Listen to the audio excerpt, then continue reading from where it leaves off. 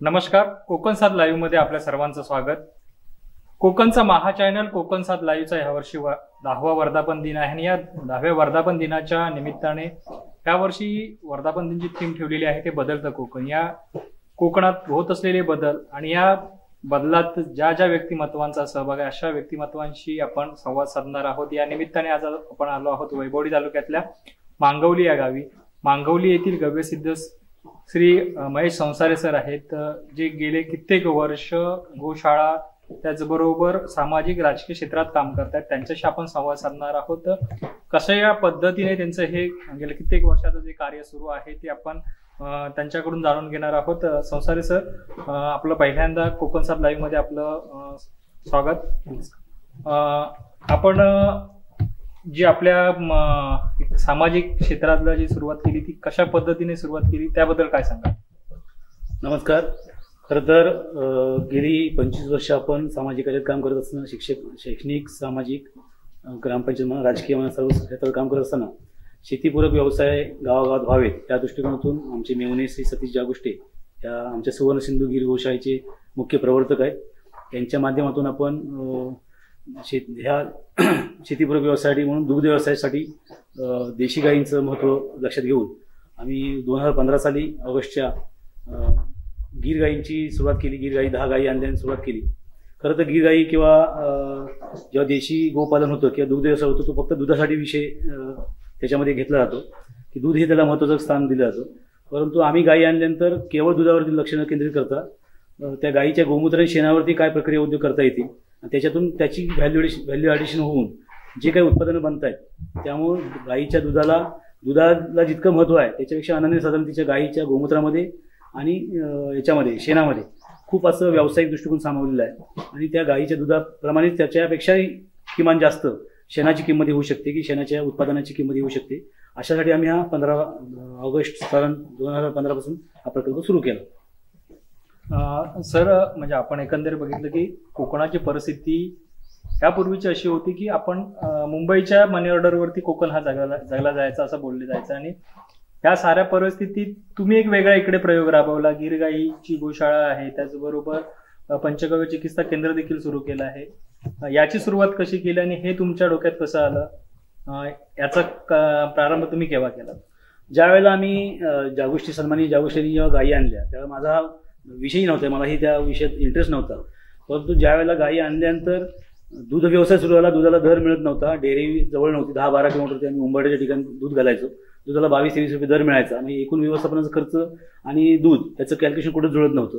नंतर आम्ही सांगलीला त्यांच्याच प्रयत्नानं तिथे सुहास पाटील म्हणून आहेत त्यांच्याकडे ते औदुंबरला हे पंचगव्य प्रशिक्षण सेंटर होतं, तिथे आम्ही सर्व टीम आम्ही गेलो तिकडे बघितल्यानंतर मला तिथे कळलं की तिथे त्यांनी जी 40-50 प्रकारची उत्पादनं बनवली होती आणि सतत म्हणजे केवळ दूध आणि पंचगव्य, गाईचं दूध, दही, तूप, गोमूत्र, गोमय या सगळ्या पंचगव्यावरती जी काही औषध निर्मिती होते, मानवी आरोग्यासाठी औषध निर्मिती होते ती मी प्रत्यक्ष बघितली। तिथं असं असाध्य रोगावरती उपचार केले जात होते। माझ्या समोर 2-4 पेशंट अशी म्हणजे कॅन्सर झालेले लोक, हाय शुगर असलेली लोक येऊन तिथे ट्रीटमेंट घेत होते, हे बघितलं आणि मलाही काही 1-2 प्रॉब्लेम होते त्यावेळेला मी त्यांच्याकडे उपचार करण्यासाठी माहिती घेतली आणि तेव्हा कळून चुकलं की खरोखर देशी गाई फक्त आपण दूध व्यवसाय म्हणून बघण्यापेक्षा त्यांच्याकडे जर आपण त्या पंचगव्याच्या दृष्टिकोनातून बघितलं तर खूप असं त्याच्यात संधी आहे आणि ह्या संधी त्या देशी गाईमुळे होऊ शकतात। आणि मग मी तिथे तो कोर्स जॉईन केला पंचगव्य डॉक्टर असोसिएशन मार्फत। म्हणजे त्याला हे म्हटलंय की गाईच्या दूध, दही, गोमूत्र, गोमय ह्या पंचगव्यावरती काम करताना 1 वर्षाचा पंचगव्याचा कोर्स होता आणि तो मी मास्टर डिप्लोमा पंचगव्य हा कोर्स जॉईन केल्यानंतर मला सगळ्याच गोष्टी कळायला लागल्या आणि गुरुकुलसारखी तिथे शिक्षण पद्धती होती आणि ते मी इथं आल्यानंतर आमच्या इथल्या गायीच्या गोशाळेमधून ते गोमूत्र, ते शेण, ते सगळं एकत्र करून त्याच्यावर प्रक्रिया करून आपण चिकित्सा सुरू केली आणि छानपैकी लोकांना रिझल्ट यायला लागले। आणि मला ते कळलं की हे आपण जेव्हा आपण ह्या व्यवसायात उतरलो तेव्हा फक्त दुग्ध व्यवसाय म्हणून न धरता आपण हे पंचगव्याचा विचार करत होतो, लोकही ते स्वीकारतील असं वाटत नव्हतं। पण मी अशा पद्धतीनं काम करायला सुरुवात केल्यानंतर वेगवेगळी व्याख्यान द्यायला सुरुवात केली, काही कॅम्प भरवले, मेडिकल कॅम्प भरवले आणि त्याच्यातून लोकांचा चांगला रिस्पॉन्स यायला लागला। जे काय शुगर, BP वाले पेशंट होते, त्यांना पित्ताचे सगळ्या प्रकारचे आजार जे होते त्यांना मी एकत्र केलं, त्यांना रिझल्ट चांगले आणून दिले आणि लोक ऑटोमॅटिकली आकर्षित झाली। जसं हे आता आपण म्हणतो तसंच कोकणच्या परिस्थितीत आता बदल होतोय की पूर्वी 10-15 वर्षापूर्वीचा काळ बघितला की त्याच्यापेक्षा अलीकडचा काळ बघितला तर इथला तरुण हा प्रत्येक वेळा शिक्षण पूर्ण झालं 10वी 12वी 15वी झाल्यानंतर ती लोक मुंबईला जात होते आणि कुठल्या छोटा मोठा व्यवसाय किंवा नोकरी करत होते. पण आता परिस्थिती बदलली याचं कारण असं आहे की या भागामध्ये गेल्या 10 वर्षात इतकी असं बदल झालेत की 2-3 प्रकारचे मोठे मिडियम प्रोजेक्ट पाण्याचे झालेत. पाण्याची सुविधा व्हायला लागली जी पूर्वी काही नव्हती. पाणी पिण्याची अडचणी होती, पाणी टंचाई असायची. आता शेतीसाठी पण लोक चांगले प्रयत्न करतायत, तरुण वर्ग तिकडे वळतात. आणि जेव्हा अरुणा प्रकल्प असू दे, नडवे प्रकल्प असू दे किंवा फोंडा कुर्ली घोंसरीचा प्रकल्प असू दे, या प्रकल्पामुळे जमिनी ही ओलिताखाली यायला लागल्या आहेत. आणि लोकांना आता आशेचा किरण दिसायला लागला की आता इथून पुढे आपल्याला शेती जरी केली तर वर्षाकाठी जे काही मुंबईला नोकऱ्या करण्यापेक्षा इथे आपण स्वतःच्या घर कुटुंब सांभाळून समाजातल्या सगळ्या गोष्टीला घटकामध्ये सहभागी दाखवून आपण हे सगळं करू शकतो. आणि अशा पद्धतीने ह्या भागामध्ये आता गेल्या 5-7 वर्षातले मला असे बदल दिसत आहेत की लोक शेतीकडे वळलेत. उन्हाळी शेती करणं म्हणा, भाजीपाला पीक असू दे, कलिंगड पीक असू दे, बागा काजू बागांचं चांगलं चित्र दिसायला लागलंय. लोक ज्या आपल्या वडिलोपार्जित जमिनी आहेत त्या लागवडीखाली आणतायत, बांबू लागवड करतायत. म्हणजे असे यशस्वी प्रयोग करत करत लोकांचे आदर्श होत असं दिसायला लागलंय. आणि आता लोकांना सगळ्यांना मुंबईकर मंडळाने पण कळून चुकलंय की इथंच आपल्याला सगळा उद्योग व्यवसाय चांगला होऊ शकतो, इथं आपल्याला 4 पैसे मिळू शकतात. जे मुंबईला जाऊन आपण कोणतरी असं फुटपाथवरती राहणं किंवा पै पाहुण्याकडे राहून आपल्याला आपला चरितार्थ चालवणं यापेक्षा खूपच असं इथं समाधानकारक जीवन जगता येतंय आणि सगळ्या गोष्टीमध्ये समावेश राहता येते. त्यामुळे लोक आता इथे आकर्षित गेले की इथला तरुण आता इथं स्थिरावलाय की स्थिरावतोय. आणि तो निश्चितपणे मला असं दिसतं, आशा दिसते की येत्या 4-5 वर्षात हा अजून मोठा फरक याच्यामध्ये दिसेल सिंधुदुर्गामध्ये की तरुण इथंच थांबतील. इथं ही सगळी जी तरुण पिढी आहे ती इथे स्थिरावेल आणि उद्योग व्यवसाय करेल. फक्त त्याला शासनाच्या योजनांची जोड देणं हे नक्कीच गरजेचं आहे. तुम्ही म्हटलात की येत्या 5 वर्षात इथं तरुण स्थिरावेल, त्यासाठी काय आवश्यक आहे? तुम्ही म्हटलं सरकारी योजना त्या कशा पद्धतीने राबवल्या पाहिजे, त्याबाबत काय सांगा? खरं तर कसं आहे की शेतीपूरक व्यवसाय करत असताना आपल्याला समजून जायचं आहे की शेती कोणतीही करताना शेवटी पैशाचा प्रश्न येतो. इथल्या माणसाला जरी मोलमजुरी केली तरी तेवढं त्याचं कुटुंबाच्या व्यतिरिक्त त्याचं जास्त पैसे राहू शकत नाहीत. पण शेती हा व्यवसाय दृष्टिकोनातून केला, भाजीपाला असू दे, उन्हाळी भाजीपाला असू दे किंवा कलिंगड पीक असू दे, भोपळा पीक असू दे किंवा आंबा काजू, ते निसर्गाच्या ह्या विविध संकटाला तोंड देत जेव्हा माणूस उभा राहण्याचा प्रयत्न करतो तर त्यावेळेला त्याला शासकीय योजनांची जर जोड दिली गेली, म्हणजे जसं आता आपण काजूसाठी योजना, लागवडीसाठी योजना आहे, त्याच्यावर पीक फवारणी असेल किंवा त्याची विक्री व्यवस्थेसाठी जर इथल्या जिल्ह्यातल्या ठिकाणी, तालुक्याच्या ठिकाणी, गावागावात जर व्यवस्था झाली, विविध सोसायटीच्या माध्यमातून असू दे, खरेदी विक्री संघाच्या माध्यमातून असू दे किंवा इथल्या शेतकऱ्यांच्या एका समूहांच्या किंवा गटाच्या माध्यमातून असू दे किंवा आता नवीन एक फार्मर प्रोड्युसर कंपन्यांची केंद्र सरकारने आवाहन केले की राज्यात आपल्याला फार्मर प्रोड्युसर कंपनी म्हणजे एकत्र शेतकरी म्हणजे काय सामूहिक पद्धतीने करतील त्याला निश्चितपणे विक्री व्यवस्था उभी चांगली राहील. आणि ह्यासाठी हे जेव्हा करत असताना त्याला सुरुवातीचं जे भांडवल म्हणून लागतं किंवा कुठली योजना घ्यायची असेल तर त्याला सपोर्ट ही शासकीय योजनेचा पाहिजे. जसं मी आता दुग्ध व्यवसाय करतोय, मी 8 वर्ष करतोय. आम्ही थोड्या आर्थिक दृष्ट्या प्रयत्न केले की आम्ही सक्षम होतो म्हणून आम्ही करू शकलो. परंतु प्रत्येक सर्वसामान्य शेतकऱ्याला हे शक्य नाहीये. त्याला जर 70-80 हजारची किंवा लाख रुपयाची गाय घ्यायची म्हटलं, म्हैस घ्यायची म्हटलं की तो स्वतः तेवढा आर्थिक सक्षम नसतो. त्यामुळे त्याला बँकेचं कर्ज घेऊन त्याला तो सहन होत नाही, कारण कोकणातला माणूस बँकेचं कर्ज घ्यायला घाबरतो आणि व्यवसायात कर्ज घेण्याचा पर्याय नसतो. पण कर्जाला जर ती सबसिडीची योजना मिळाली, म्हणजे सपोर्ट मिळाला तर निश्चितपणे तरुण इथले तरुण इथेच कष्ट करू शकतात. आतापर्यंत जो काय भाग होता की इथले आपले कोकणातले तरुण किंवा सगळी लोक आळशी आहेत, त्यांना उद्योग व्यवसाय करायला नको, असा हा विषय अजिबात राहिला नाहीये. आता इथे मी बघतोय आजूबाजूच्या 10-15 गावामध्ये किंवा तालुक्यामध्ये मी बघतोय की आता आम्ही इव्हन जिल्हावर फिरतो तेव्हा कळतोय की तरुण वर्गच आता ह्यामध्ये उतरलाय. फक्त जर अशा शासकीय योजनांची, जसं दुग्ध व्यवसाय असताना गाई म्हशीसाठी त्यांना अनुदान देणं, जसं आता जिल्ह्यात आपल्याला सिंधुरत्न म्हणून चांगली एक स्कीम आली, त्याच्यामध्ये कुक्कुटपालन असेल, शेळीपालन असेल किंवा गायींसाठी असेल, म्हशीसाठी असेल, ते अनुदान दिलं जातं. मग ते अनुदान देत असताना जर त्याच्यामध्ये असं क्लस्टर टाईप किंवा 10 गावांचा एखादा ग्रुप केला किंवा 2-4 गावामध्ये असं ते क्लस्टर टाईप त्या लोकांना सुविधा पुरवल्या तर निश्चितपणे लोक एकत्र येऊन हा व्यवसाय करू शकतील. आमच्या या हेत, मांगोली, उपळे, भुईवाडा ह्या भागामध्ये आता लोक दुग्ध व्यवसाय छानपैकी करत आहेत. त्यांना गोकुळची मदत मिळते, गोकुळची गाडी दारात येते. हे करत असताना आम्ही त्यांना म्हणतोय की तुम्ही म्हैशी घेण्यापेक्षा आपण देशी गाई घेऊ. देशी गाईचं महत्व इतकंच आहे की केवळ आपण दूध म्हैशी घेतलं की दूध आपण विकू, त्याच्या बाहेर करता येणार नाही. पण मी जे गेली 7-8 वर्षे मी पंचगव्यामध्ये काम करतोय, लोकांना चांगले रिझल्ट देतोय, आरोग्य दृष्टीने देतोय. कारण आज समाजामध्ये बघतोय आपण की सकाळी उठल्यापासून रात्री झोपेपर्यंत जे काय आपण खातो ते सगळं केमिकलयुक्त खातोय. शासनही प्रयत्न करतोय की आता नैसर्गिक शेती मिशनवरती वळलंय, जैविक शेती, सेंद्रिय शेती, आता डॉक्टर पंजाबराव देशमुख नैसर्गिक शेती मिशन, असं सरकारचे पण केंद्र सरकारचे, राज्य शासनाचे सगळे प्रयोग चालू आहेत मग हे त्याच्यावरती सगळ्याच त्याचं मूळ आहे की देशी गाई. जर देशी गाईच आपल्याकडे टिकल्या नाही, देशी गाई वाढल्या नाही, तर ह्या गोष्टी आपल्याला बदल करणं शक्य नाही. आणि ह्या जर बदल करायचे असेल तर शासकीय योजनेची त्याला जोड देणं हे 100% गरजेचं आहे. आणि तसं जर शासनानं जिल्हा परिषदनं जर अवलंबलं आणि 10-10 गावामध्ये 5-5 गावामध्ये असे जर प्रकल्प छोटे छोटे उभे केले तर 4-5 वर्षात असं वेगळं चित्र बघायला मिळेल की आपला इथला शेती भाग आपण नैसर्गिक शेती होऊ शकेल.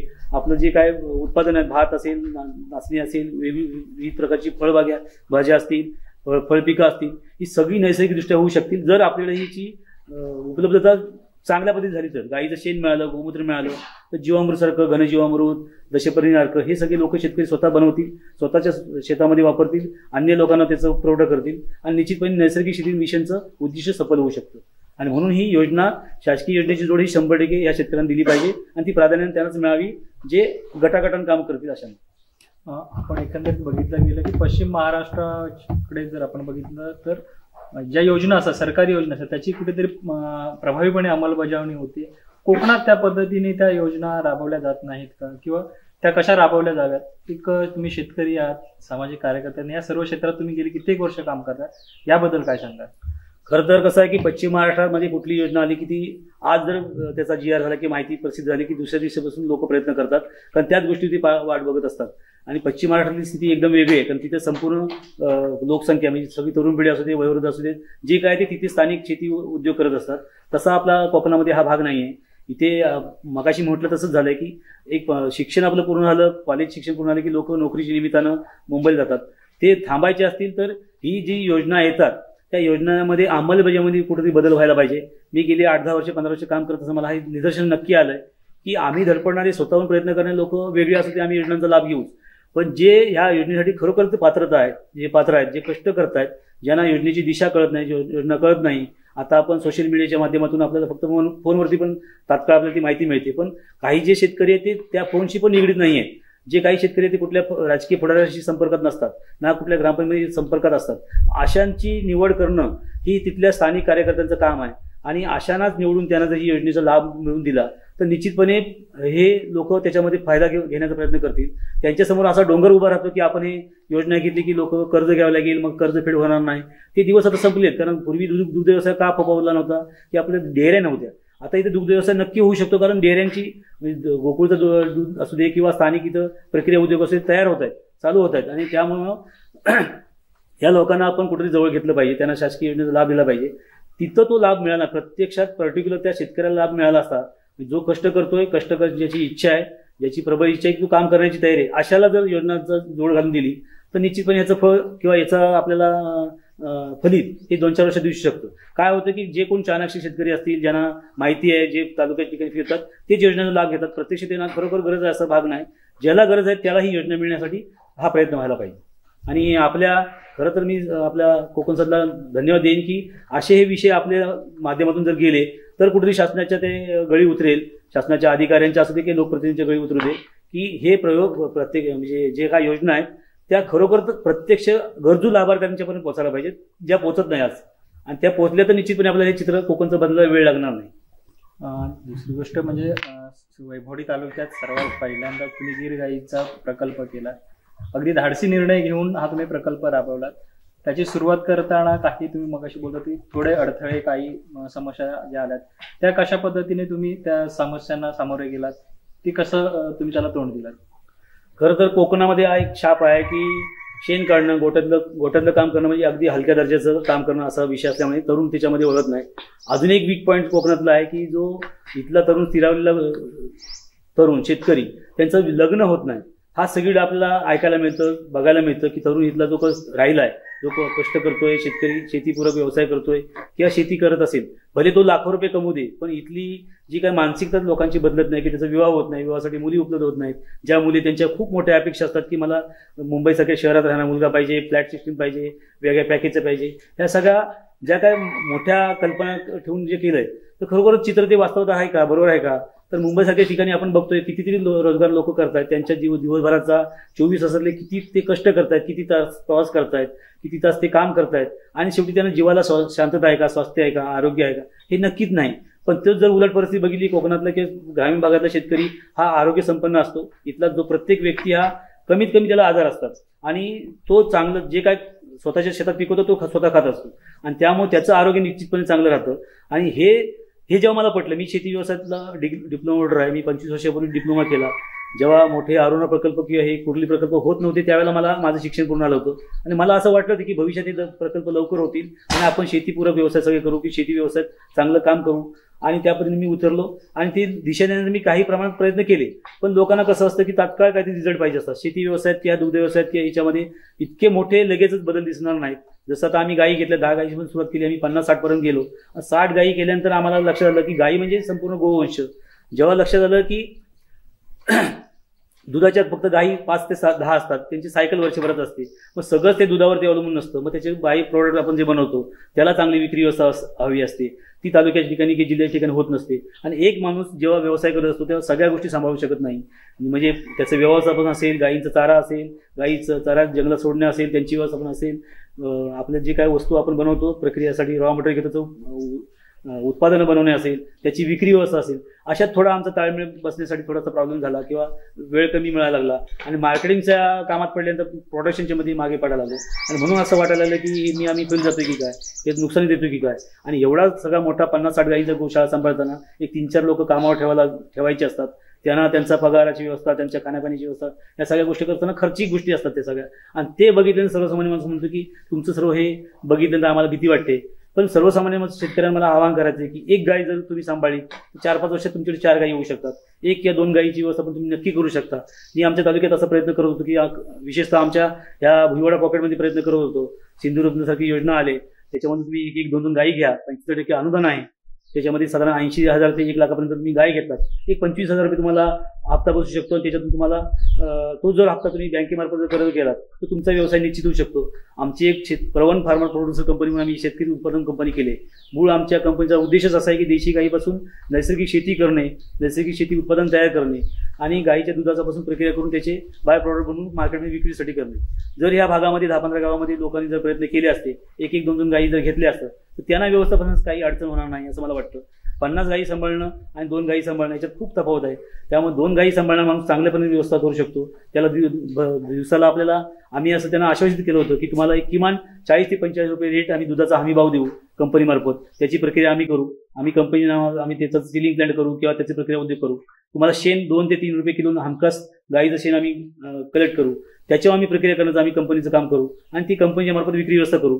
अशा शेतकऱ्यांनी जर एक 10-15 गावामध्ये जर 2-2 शेतकरी एका गावात जर 10-10 शेतकरी तयार झाले, 100-200 गायींचं गोधन इथं वाढलं तर निश्चितपणे 300 ते 400 लिटर दूध आपल्याला इथं आपल्या देशी गायीचं कलेक्ट होऊ शकतं. एक दररोज 3 ते 4 टन शेणखत तयार होऊ शकतं, शेण मिळू शकतं आणि अशा याच्यावर मोठ्या पद्धतीने आपल्याला प्रक्रिया उद्योग करू शकतो.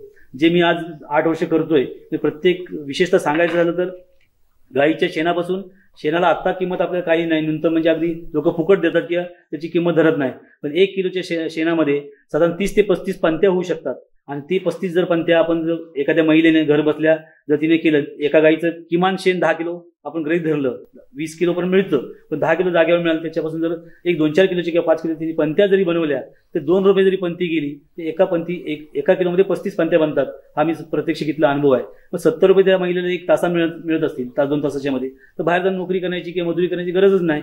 5 किलो शेणाच्या ते दिवसाला 150 रुपये कमवू शकतात. जर त्यांनी आम्हाला कंपनीला म्हणून विकत दिलं असतं तर आम्ही जर त्यांना 5 रुपये किलो जर शेणाचा भाव दिला असता, प्रत्येकाच्या गोट्यात जर 15-20 किलो जर 20 किलो 25 किलो शेण मिळालं तर त्यांना 100 रुपये आम्ही देऊ करतोय. ते जे आठवड्यात आम्ही जर त्याचं पेमेंट दिलं असतं तर गायीचा जो वर खर्च आहे, म्हणजे वर खर्च म्हणजे आपण पशुखाद्य देतो, हिरवा चारा देतो, मुरगास देतो, ज्या काही गोष्टी त्यांना द्यायच्या आहेत, विविध प्रकारची मायक्रोन्युट्रिएंट्स पाहिजे त्यांना असतात, ती द्यायची असतील तर तो वर खर्च शेतकऱ्याला परवडत नाही. आणि म्हणून शेतकरी काय करतो की इकडे वळत नाहीये. जर 50-100 रुपये जर दिवसाला त्यांना जर फक्त गायीच्या दुधा व्यतिरिक्त मिळत असतील तर ते स्वावलंबी कधी बनणार नाही. 100% त्यांना गायीच्या दुधाचा हा दर जो काय मिळेल 45 रुपये की 40 रुपये आम्ही दिला असतो तर 300-400 रुपये त्यांना गायीपासून मिळतील दुधापासून. आणि शेणापासून जर त्यांना दिवसाला 50-100 रुपये मिळाले तर वर खर्च जर गायीचा गेला तर ती 100% 3 ते 4 महिने ती गायी फ्री होऊ शकते या सिंधुरत्न योजनेचा फायदा घेतल्यानंतर. तर असेच लोकांनी ह्या इकडे वळलं तर मला खात्री आहे की या गायीच्या शेणाच्या गोमूत्रापासून आपण केलेल्या उत्पादनाला अगदी भरपूर मागणी आहे. फक्त त्या पद्धतीने आपली वाटचाल होत नाहीये आणि ती वाटचाल होण्याला अडथळा हेच ठरतोय की एकानं व्यवसाय करून चालत नाही. असे 50 लोक 100 लोक जर एकत्र आले तर निश्चितपणे तो व्यवसाय मोठ्या पद्धतीने आपल्याला बघायला मिळेल. जसं गोकुळ वारणा हे आपण उदाहरण घेतो तिथे आजची गोष्ट नाही, ज्यांनी 50 वर्षापूर्वी काय बीज पेरलं गेलं, दूध गावगाव फिरले, त्यांनी एक गाय 2-2 गायी म्हशी दिल्या असतील, त्याच्यानंतर आज त्यांची सगळी यंत्रणा बसली. आपण तात्काळ ह्या सगळ्या गोष्टी एकदम बदलू शकत नाहीये. इथे काय जादूची कांडी नाही की आज गायी आणल्याने लगेचच त्याची 1000 रुपये 2000 5000 मिळाले. पण येत्या 2-4 वर्षांमध्ये हे नक्की बदल होऊ शकतात, जेव्हा दुग्ध व्यवसाय किंवा शेती व्यवसायात लोक उतरतील तेव्हा. तर मला खात्री वाटते की आपल्या माध्यमातून हा जो प्रयत्न चाललाय, तर जास्तीच्या लोकांनी देशी गायीवरती वळावं. देशी गाईचं अनन्यसाधारण जे महत्व आहे, मी पुन्हा पुन्हा तेच सांगतोय की देशी गाई केवळ दुधापुरती आपण त्याच्याकडे लक्ष देऊया नको. तर आम्हीच भले मी स्वतः चिकित्सा करत असेल, लोकांच्या आरोग्यासाठी मी प्रयत्न करत असेल, पण सर्वसामान्य शेतकऱ्याला स्वतःची शेती तरी निश्चितपणे चांगली करता येऊ शकते. शेतीच्या व्यतिरिक्त ते पर्यावरणाचं रक्षण होऊ शकतं आणि गाईच्या त्या दुधापासून आणि शेण विक्रीपासून लोकांना हमखास दर महिना किमान 10-15 हजारची हे आर्थिक अर्थार्जन होऊ शकतं. आणि अशा पद्धतीने जर वर्ष 2 वर्ष त्या क्षेत्रामध्ये लोकांनी दुग्ध व्यवसायामध्ये किंवा शेतीपूर्वक व्यवसायामध्ये प्रयत्न केले, तर निश्चितपणे मला माहिती आहे की तो इथला शेतकरी हा इथून कुठेही जाण्याचा प्रयत्न करणार नाही. कारण मुंबईसारख्या ठिकाणी शहरात जाऊन 10-15 हजारच्या पुढे नोकऱ्या नाही आहेत, तिथे त्यांची राहण्याची व्यवस्था नाही, खाण्याची व्यवस्था नाही, कसं जीवन जगतो ह्याचा त्याला अंदाज नाही आहे. त्यामुळे अशापेक्षा इथे स्वावलंबी जीवन, अगदी स्वाभिमानी जीवन जगण्यासाठी हा शेतीपूरक व्यवसाय करायला 100% चांगली हे होऊ शकतो, चांगली गरज आहे याच्यामध्ये की आपण ह्या लोकांनी, तरुण पिढीनी, शेतकऱ्यांनी ह्या इकडे व्यवसाय म्हणून बघावं. गाई म्हैशी ह्या व्यवसाय म्हणून बघाव्यात, निश्चितपणे त्यांना यश मिळू शकेल. तुम्ही म्हटलात की ह्या क्षेत्राकडे व्यवसाय म्हणून बघायला पाहिजे. तुम्ही देखील याचं म्हणजे गोशाळा चालवताय, त्याचे बाय प्रोडक्ट करताय, तसंच चिकित्सा केंद्र देखील, पंचगव्य चिकित्सा केंद्र देखील चालवताय. या कुठले आपल्याकडे बाय प्रोडक्ट आहेत आणि चिकित्सा केंद्रात कुठले उपचार होतात त्याबद्दल काय सांगा? आपल्याकडे गेले 6-7 वर्ष, म्हणजे 15-16 पासून मी चिकित्सा करतोय. या गायीच्या दूध, दही, तूप, गोमूत्र, गोमय या पंचगव्यापासून आपण विविध प्रकारची जी उत्पादनं बनवतो. त्याच्यामध्ये साबण असेल, दंतमांज असेल, शॅम्पू असेल, केस तेल, मॉलिश तेल, पुन्हा विविध प्रकारचे 18 ते 20 प्रकारचे गोअर्क बनवतो, धूपकांडी बनवतो आणि भस्म पावडर असतो, वेगवेगळ्या प्रकारचे मलम आहेत. इतक्या म्हणजे साधारण 40 ते 42 प्रकारची माझी उत्पादनं आहेत. त्याच्या व्यतिरिक्त आम्ही ही पंत्या, गोमय पंत्या, गणेश मूर्ती, आता तर अक्षरशः गाईच्या शेणापासून वैदिक पेंट बनायला तयार झाला आहे. डिस्टेंपर असेल, ॲक्रेलिक पेंट असेल, सगळ्या प्रकारचे पेंट तयार होत आहेत.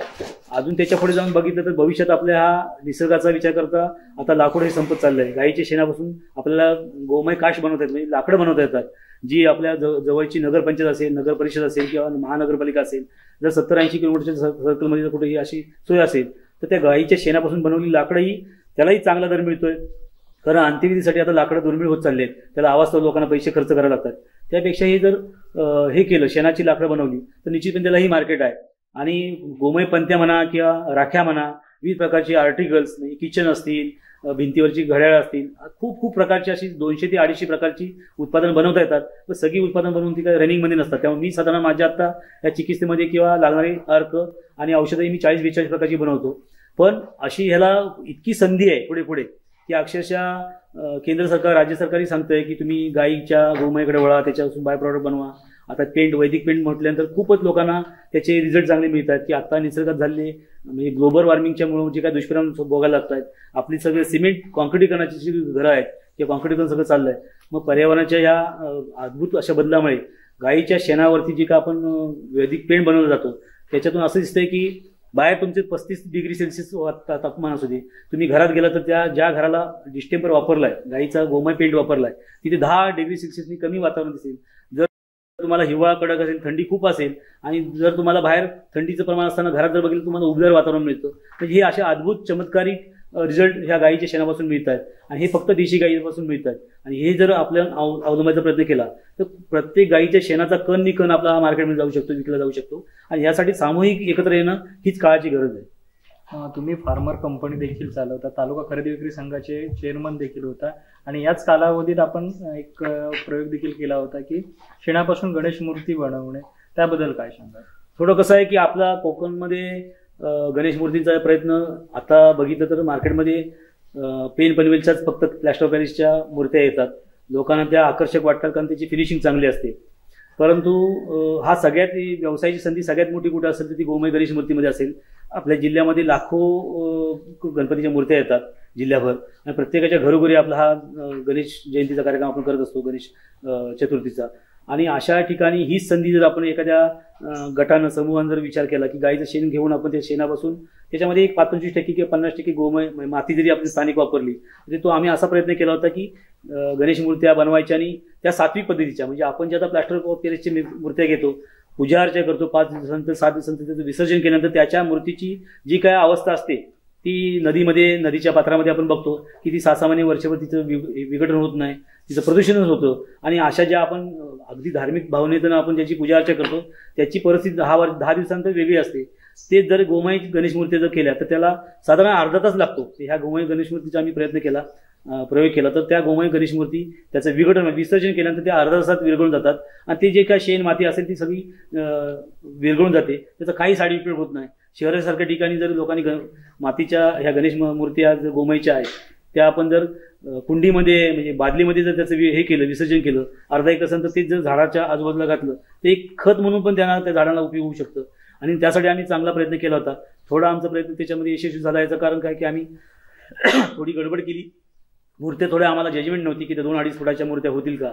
आम्ही साधारण 9 इंच, 12 इंच, 14 इंच, अगदी 16 इंचापर्यंत आम्ही मूर्त्या बनवल्या. परंतु इथलं स्थानिक मार्केटमध्ये चढावड असते. प्रत्येक सर्वसामान्य शेतकरी पण आपली मूर्ती कशी मोठी असावी असा प्रयत्न चुकीचा करतो आणि त्यामुळे आमच्या त्या आम्ही बनवलेल्या मूर्त्याला थोडा आम्हाला प्रॉब्लेम झाला की लोक घ्यायला धजावली नाहीत. शहरात पाठवण्यासाठी आम्हाला तो पॅकिंग, वाहतुकीचा खर्च होता, तो आम्हाला परवडत नव्हता. आणि मग पुण्यासारख्या ठिकाणी अजून आमची स्वतःची म्हणजे आपण जाऊन तिथं बसणं आणि विक्री करणं इतपत आपलं मार्केटिंगची व्यवस्था झाली नसल्यामुळे आमचा त्यावेळेला थोडा आम्हाला त्रास झाला. विकल्या गेल्या पण थोडा त्रास झाला. पण मी निश्चितपणे सांगतो की गाईच्या म्हणजे आम्ही केलेला जो प्रयोग आहे तो शॉर्टली सांगतो तुम्हाला की 1 किलो शेण आणि 1 किलो मातीमध्ये 2 किलोची मूर्ती 1 फुटाची होते. मग 1 किलो शेण आपण म्हणतो की 5 रुपये किलो जरी पकडलं आणि 5 रुपये किलो माती पकडलं, 10 रुपये पण त्याला खर्च नाही किंवा 0 खर्च. फक्त बनवायचा खर्च जो आहे तो कला, मूर्तिकाराची कला, त्याचे साचे, त्याची वाळवणी, त्याचे पेंटिंग, ह्या गोष्टी जर केल्या तर निश्चितपणे त्या शेकडो लोकांना, प्रत्येक गावात 10-10 लोकांना असा रोजगार निर्माण होऊ शकतो. आज पेन पनवेलला आपण कारखाने बघतोय, तिथं आपलेच लोक, हजारो लोक काम करत असतात आणि मशीन कोणत्या कंपनी हे मूर्त्या येतात. इथे जर आपले असे पूर्वीपासचे जे लोक मूर्तिकार आहेत, गणेश शाळा ज्यांच्या आहेत, अशाने जर हा चांगला प्रयत्न केला असता तर 2-2-2.5 फुटाच्या पर्यंत आम्ही प्रयत्न केला. 2.5 फुटापर्यंत मूर्ती छान होते आणि 2.5 फुटाची मूर्ती साधारण 5 किलोच्या वजनाची असते. आता प्लॅस्टर ऑफ पॅरिसची जर मूर्ती आपण विचार केला त्याचं वजन कमी असतं.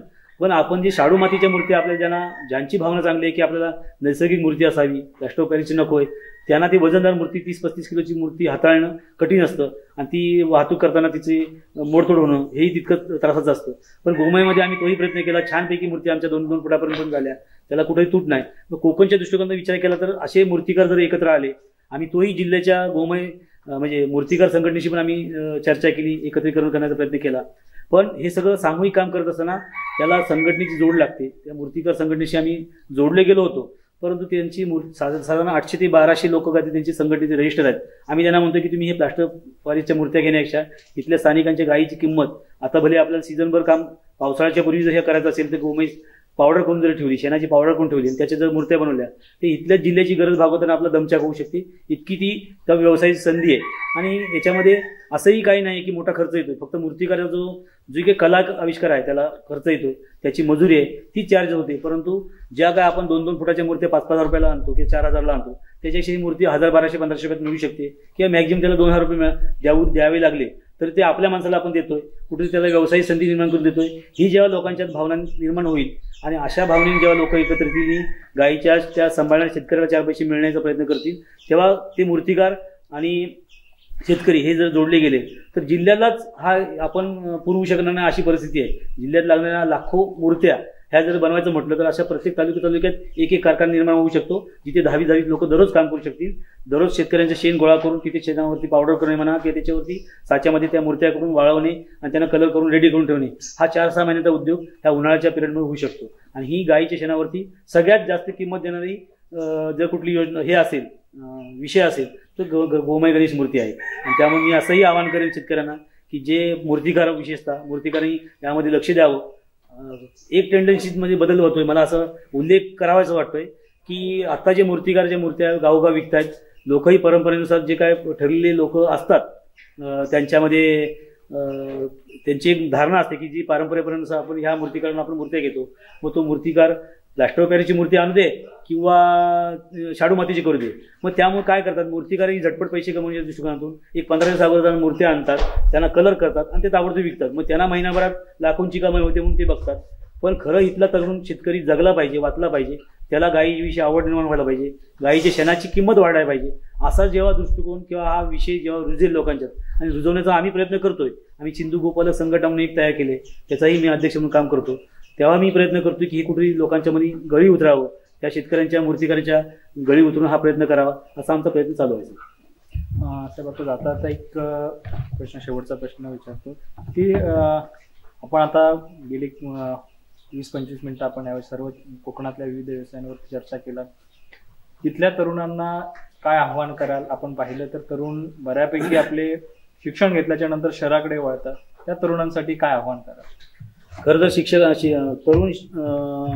तरुणांना मी असं प्रामाणिकपणे आवाहन करेन की आतापर्यंतचा जो मुंबई पुण्याचा प्रवास बघता, त्या त्यांचं सगळं लाईफचा विचार करता, दिवसभराची त्यांची जीवनशैली पाहता आणि 50-60 वर्षानंतर ज्यांचं आरोग्य बिघडून पार म्हणजे आयुष्य संपून जे गावात परत पुन्हा येतात, अशांचा विचार करता केवळ पैसा हा महत्त्वाचा नाही.